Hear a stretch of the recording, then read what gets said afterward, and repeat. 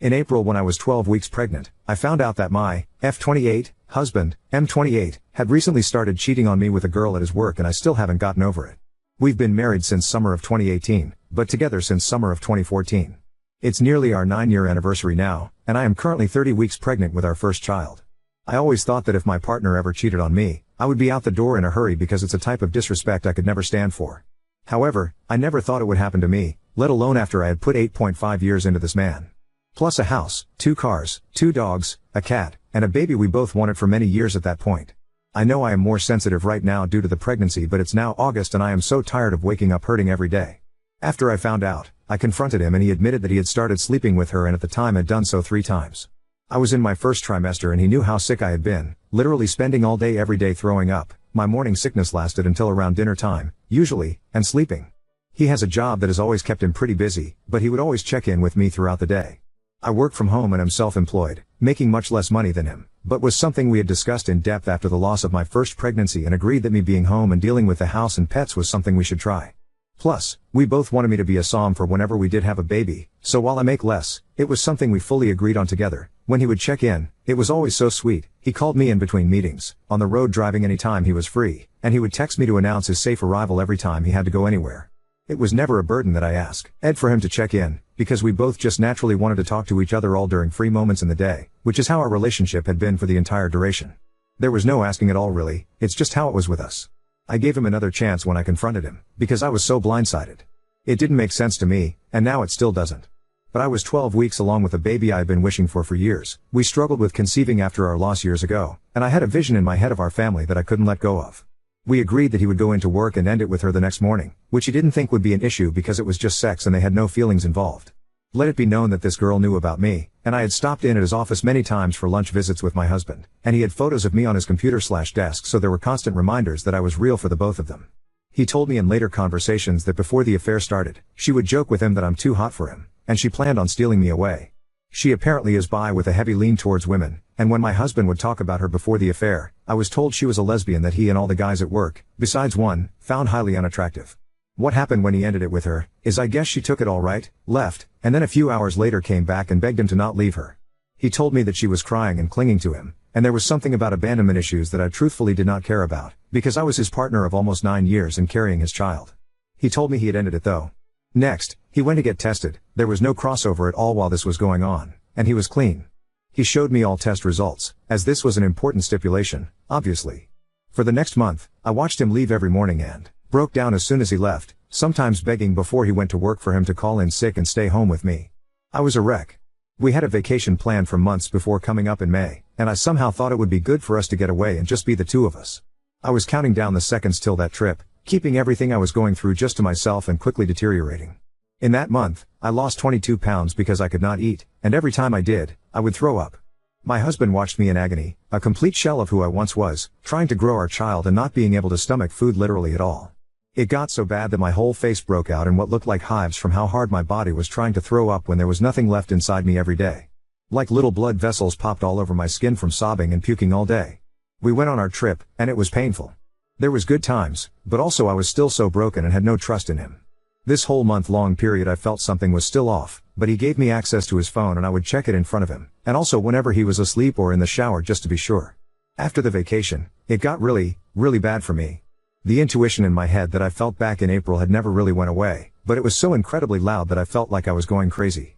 He was telling me he loved me, reassuring me that it was really over with her, that he was going to be a good husband to me and the best father to our daughter, and no matter how much I wanted to believe him, there was something in me telling me he was lying. While he showered one morning, I went into the bathroom to pee and his phone was sitting on his pile of work clothes for when he got out. I grabbed it and brought it with me for while I peed, thinking it would be like every other time where I looked at his phone and found nothing. Instead, in his WhatsApp, there was a read of messages with her from the night before. The day before was a long work day for him, something I dreaded even before the affair because being apart from him for crazy hours made me miss him, but knew there was no way to avoid. I remember I had offered to bring him food for lunch, even though we lived an hour away from the office, and he told me not to worry about driving, that he'll bribe one of the guys into bringing him something so I didn't have to waste the gas money. In reality, she was bringing him lunch and he was texting her about it at the same time he was texting me. Those texts haunt me so badly even now. She had told him I miss you and he replied the same, so clearly they had only progressed more in the last month. When she was bringing him lunch he told her, "I just want you and a burger," and then there was some hours later messages where they laughed about getting everyone out of the office inconspicuously so they could be alone, and she said, "Now I get to have you," and reading those messages, 16 weeks pregnant and first thing in the morning, quite literally made me want to die. When confronted, he promised me that they didn't have sex even though it sounded like it would happen in those messages, but that he has still been sleeping with her. Just not that day, I guess. This was back in May. I left him the next day, after I confronted him again, and he admitted that he never actually stopped. He tried, and his story was half true. He says that when he spoke with her, she came back crying and begging and then apparently forced him into an empty office where she tried to go down on him. He promised me that he stopped her and shoved her away, but that she had gotten his pants down and gotten close enough to touch him before he got away from her. Nothing happened that day, he swore to me, but that in his mind it was over then, because in our initial conversation I told him I would give him a second chance, but if he did this again I would leave him. He counted this as doing it again, even though when he broke down and told me this, it sounded more like she assaulted him while he was saying no, rather than him cheating another time. But he didn't see it that way at the time and thought I'd leave if he told me, and figured he might as well not stop, if I was just going to find out and leave him in the long run because he had already messed up. Now, fast forward to August, I've been living alone since May. I left him the day after I found out the second time, going to stay with my aunt for a few days with my dogs.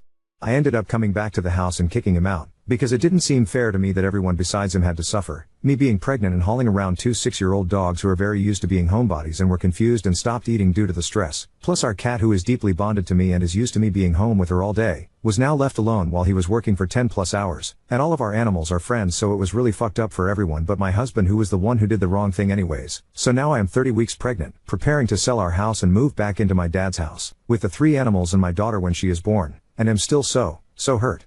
I really felt like this man was the love of my life and my soulmate. All of our friends who have spoken to about our separation, I cannot afford a lawyer until the house sells, and I'm unfortunately a sorry excuse of a woman and sob whenever I think of the word divorce, even though I know that has to be one of the steps I take down the line / have been absolutely shocked due to how out of character this was of him. We were known as the couple that could handle anything together.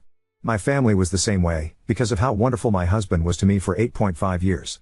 He was so emotionally supportive and sweet, and I like to think I was to him as well. I lost my mom, who was my best friend, and we together lost our first baby, and he dealt with going no contact with his mother, and we were truly each other's rock for so long through all of those moments, just to name a few. And I'm carrying his daughter, who I love deeply already. I know he hurt me and changed me as a person, but it's so incredibly hard to forget the years of happiness I had with him and see that they're seemingly over now. The shitty thing is I would probably take him back if he came to me and said all the right things and made the right promises and made me believe him, but instead, I live alone while growing this baby and taking care of the animals we picked and have raised for 6 and 2 years together, dealing with this trauma by myself, and he is all but living with the girl he cheated on me with. Every time I drive past his apartment, her car is there. Sometimes when even his car is gone. He promises that she doesn't have a key, and that when the baby is born she won't get in the way of him being a father. She hates children / babies, cats and dogs, so clearly she's a super great person on top of knowingly fucking a married man, but at this point it's been months of him knowing he's hurting me. We're still publicly married. His family has no idea of any of this, only our mutual friends and my family know any of what's happened, though not with all the details I've put in this post. I should mention that when I did come face to face with this girl, only once, she laughed at what she had done, and when I told her that she broke apart my family and took my daughter's father away before she was even born, she literally shrugged and muttered, "Yeah, I know," while looking so fucking smug about it. I only say this because I know people will say to not blame the affair partner, but only blame my husband, who was the one who broke his vows to me, but I fully blame them both. She knew what she was doing, and so did he, and she seems to like knowing how powerful she was in T's situation. He tells me often that he doesn't want to end our relationship, but that right now he isn't right for me. That he cannot be who he was, because he fucked up so badly that he doesn't know how to fix it. Now he's going with monogamy just isn't for him, even though he and his affair partner are living together recreating the life we had, living very obviously in monogamy currently. It hurts so much, because he's already replaced me with her. Some 20-year-old girl is sleeping beside my husband and having meals with him, and sitting in his passenger seat. It just isn't how my life was supposed to go. I wish so much that I could stay firm on hating him, because trust me that I do, and I've had several hours over the last few months where I make sure he knows what he did to me and how much I hate him for ruining the woman I was before this betrayal. But I also love him still, and I want the family I was all but promised. We couldn't get pregnant for nearly 3 years, and the month I did get pregnant I literally told him if it doesn't happen for us, it doesn't happen. I wanted to be a mom, but if it's not in the cards, I will come to terms with it, and I know I can be fulfilled in our relationship without a baby. And then I shockingly did get pregnant, and I felt like it was all falling into place finally. That we would be happy in us, like I pictured, but now with a little baby we both daydreamed about for years. I'm really unsure how Reddit works, and I know this post is so long so no one probably read it, and I don't really know why I wrote it here anyways. I know in this situation he is in the wrong, and I don't need anyone to point it out to me. And I also don't want anyone calling me names for still loving this man who has disrespected and mistreated me so immensely over the last 4 months.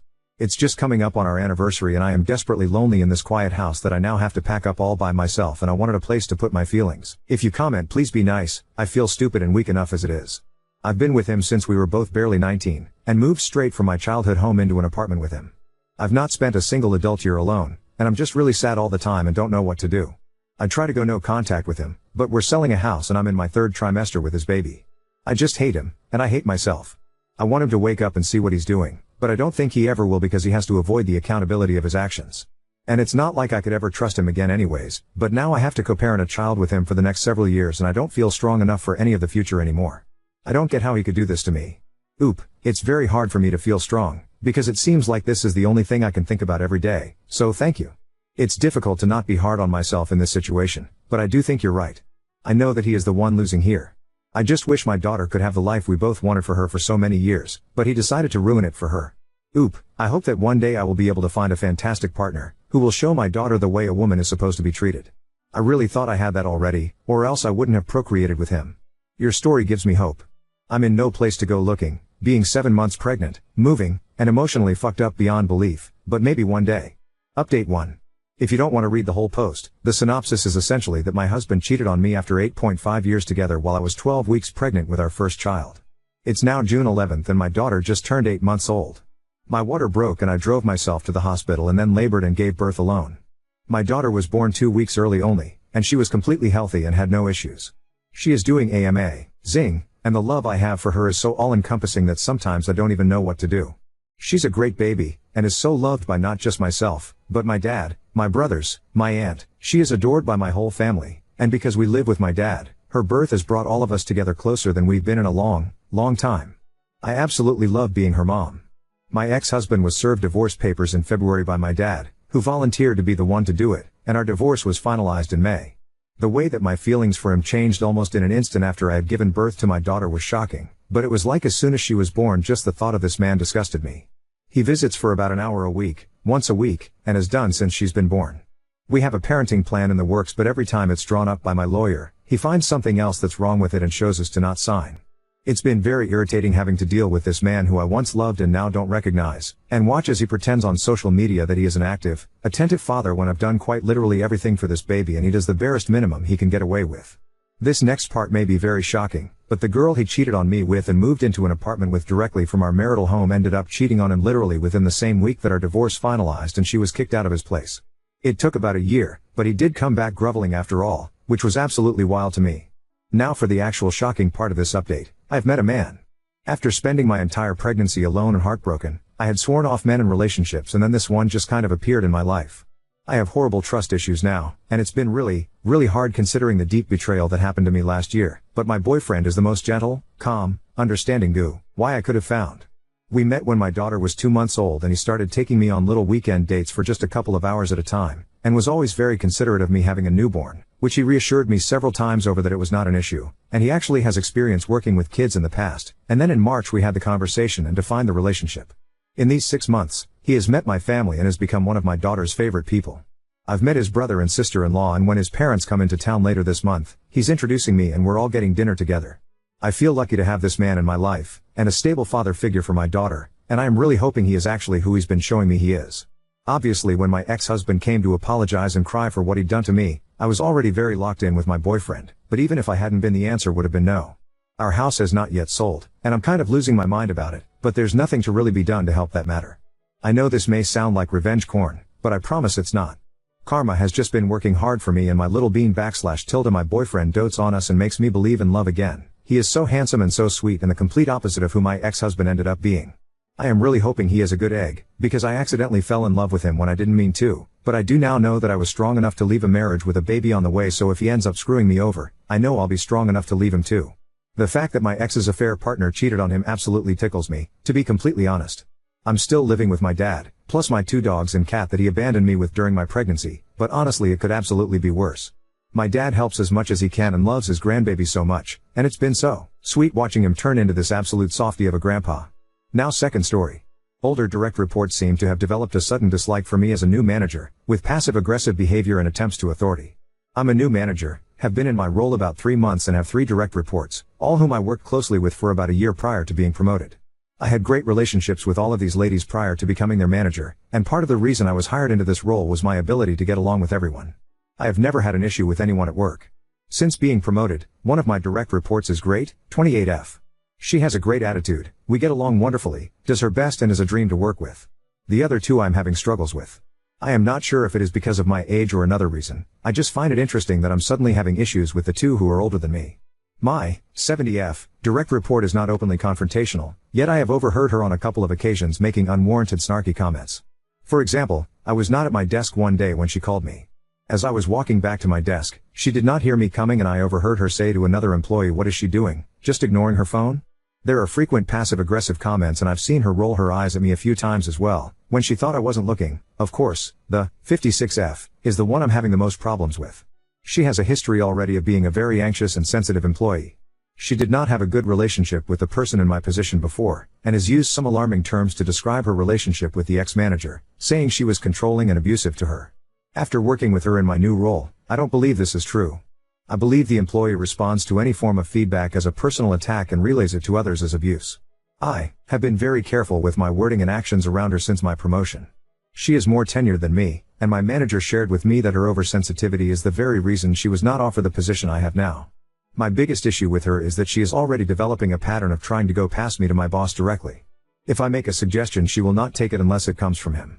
She will also try to intercept tasks that he has given to me, do them, and take them to him to receive credit. On Friday I had an issue with her getting upset when I took one of said tasks back, and gently redirected her to something she was supposed to be working on. She essentially shut down and was in a bad mood for the rest of the day. I have tried to give it time and I have tried being friendly, but it doesn't seem to be working. For example, the other morning I bought breakfast for my team. 70F and 56F declined to have any, and 70F even commented she would have rather had something from a different restaurant. It's clear I need a different approach, but I'm not sure what that is. I would prefer not to get my boss involved because I don't want it to look like I can't get along well with everyone after all. Any and all advice is appreciated. Thank you. Update 1. Since the original post, things have escalated with 56F to the point of a mediation meeting with myself and 2 other managers. After my original post, 56F continued to have behavioral issues to the point that working together was difficult, such as not speaking to me, taking on too many tasks including mine and not allowing me to assist, etc. I went and spoke with my manager about what was happening. I wanted him to be aware of this. He suggested I try to talk to her again the following day and we would go from there. The following day the employee was still not speaking to me. I tried to open a conversation by asking if she was okay, and she said she was not. I invited her to discuss this with me and she flat out told me no. When I spoke to my manager again, he informed me that after he and I spoke, she had put in a complaint that I was making her do too much of the work. We scheduled a mediation meeting for the following day. Mediation happened, and I'm not entirely sure I'm satisfied with how it went. There were 4 people present, my direct report, me, my manager and another manager. It was essentially an event session where both parties were allowed to speak. What I liked, Dr. was told that she cannot continue to have episodes where she does not speak to me and goes over my head without allowing me a chance to resolve the conflict. Our job responsibilities were more clearly defined in the meeting so there would be less confusion on who is responsible for what tasks. What I did not like, I was cautioned for my tone in the meeting, while Dr. included several personal insults and used the F word at one point and was not corrected. After the meeting I was told by the other manager that Dr. had a past abusive relationship and needs space to be able to feel like she able to stand up for herself. While I am sympathetic to her past, I don't feel that she should be held to a different standard of conduct in the workplace because of her past trauma. I don't feel like the conflict was truly resolved, as there seems to be an underlying tension with this employee that I'm not sure will ever go away. I'm a little wary of the situation, but I suppose the only thing to do from this point is to proceed as normal and hope for the best. Tomorrow is a new day.